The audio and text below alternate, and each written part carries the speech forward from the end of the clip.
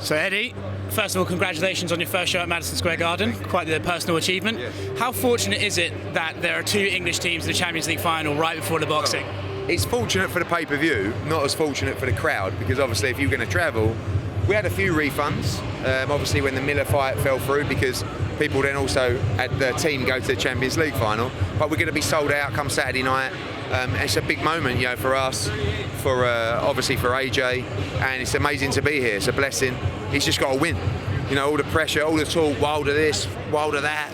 No, Andy Ruiz beat this guy who's going to come to give it everything. And when you speak to Ruiz and you sort of sit down with him, it's kind of like he doesn't really realise what is about to happen. He's like a free spirit who's going, I'm just going to let my hands go, try and knock him out, and he will, and he won't freeze. He'll go for it. It'll be dangerous. So we've got to get the win. I think a lot of people in the UK don't really understand what Madison Square Garden means to boxing. Can you try and maybe explain, what is it about this arena that's so important? Well, it's the Mecca of boxing. I mean, that's what it's called. The history of this place. There's no other venue in the world that can even touch the history of this. Ali, Sugar Ray Robinson, Sugar Ray Leonard, Tyson, all these people. Which give Buatsi a clap. Defending undefeated WBA International Light Heavyweight Champion Joshua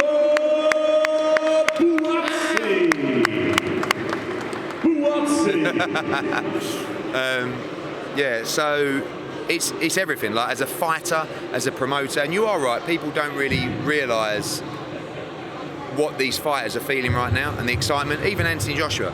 Joshua's boxed in front of 90,000 people at Wembley. This is a major moment for him, his life, his career, everything. Katie Taylor, she's boxed here before, but fighting for the undisputed championship here. Callum Smith, best super middleweight in the world, defending his title. Buatsi in there, it's an incredible achievement. Josh Kelly's in a really tough fight. Chris Algieri against Tommy Coyle, it's an absolute war. Tommy Coyle can't believe he's from Hull, right? He's fighting at the Garden. And for me personally, this is the greatest achievement of my career so far. And people will say, yeah, but what about Wembley? And I say, no, this is it. This is different. To sell out the Garden, to put on the Unified World Heavyweight Championship there, this is an amazing, amazing moment for me and our company and my family, because my dad never done it. So, and he's in the Hall of Fame. So Go and mock him over that over Christmas dinner, buddy. Me loads of stick about him being in the Hall of Fame. I'll say you never promoted the Garden. So, yeah, it's going to be great.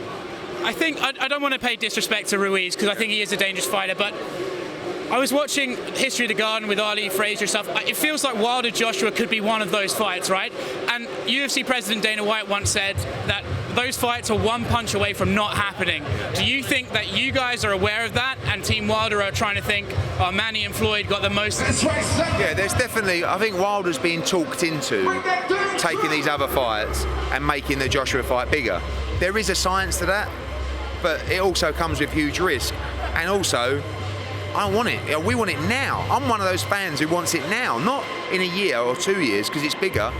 Someone could get beat. Joshua could get beat. Wilder could get beat. Make it now. It's already twice the size it was last year. So we've been lucky because we could have done it last year. But don't be too greedy. It can get bigger. Do it in the prime. Do it when the world stands still to watch this fight. And that is now. I'm not inviting you to talk shit on the colonial cousins, but do you think that's a UK versus US mentality? No, not really. I just think I think Wilder wants to fight. And I know AJ wants to fight. But I just think there's people around him. People say, is it bad for PBC if Wilder loses to Joshua? Terrible. Is it bad for Matchroom if Joshua loses? Terrible. But do you want to gamble or not? Because I do. And it is a 50-50 fight. I know how dangerous it is. I'm not stupid. But don't you want to gamble? Don't you want to get that flutter in your heart? Don't you want to get the hairs standing up on your arms when you walk out at maybe the Madison Square Garden to the biggest heavyweight fight potentially of all time, or right up there? That's what I want, So how much do you want to gamble? If you don't believe your man can win, I understand. But still let him take the chance. We can do it twice. We can do it 3 times. We can do it 5 times. But let's just fucking do it. So first things first, Andy Ruiz. Get the win and then we can talk about what's next. Just to change topic slightly here, I heard you saying that you want Dillian Whyte and Tyson Fury to fight next. You were saying that both parties seem interested. Are you basing Fury's interest on his public thing? Yeah. With respect to Tyson Fury, he does sometimes say things that maybe don't come into fruition. Are you nervous that might happen here? No, I think he's a man of his word. You know, I mean, I think most of what he says, he actually, I mean, when he said he was going to fight Wilder, I didn't believe him, and he did. So, you know, when he said that he was going to beat Klitschko, I didn't believe him, and he did. So we'll see. If he wants to pull out the fight, that's fine. But don't waste our time and say you want the fight, and then just for Instagram, like, I'm tired of that stuff, you know? If it's not Fury, is it Wilder or no one else after the Oscar Rivas fight for Wilder? If he will be mandatory. If he beats Rivas, he will be mandatory for Wilder. Is that confirmed? Yeah, so he will get that slot. But it's just whether he fights Fury first or not. I don't want to put my tinfoil hat on, but do you see... I can imagine Wilder and some of his team maybe thinking, I don't want the Dillian Whyte fight because of his relationship with you. Do you think that's going to be a problem? Vacate the belt? I don't know, but, you know, there's all these conflicts. It's such bullshit. It's like, you know, oh, I don't like Eddie Hearn. What's it got to do with Eddie Hearn? Make the fight, make your money. Don't worry about me. You know what I mean? I don't like... I just feel like you keep a few of these guys awake at night. Yeah, I do. I live in their head rent free, as they say. But it's not about me. It's about making the fights and making your client as much money as possible.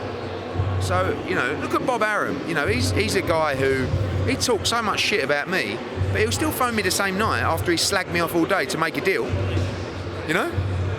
And that's what I like about Bob Arum, because he'll just give it to you straight, but then he'll phone you up like nothing's ever happened, because he just wants to get the business done. So, too much ego.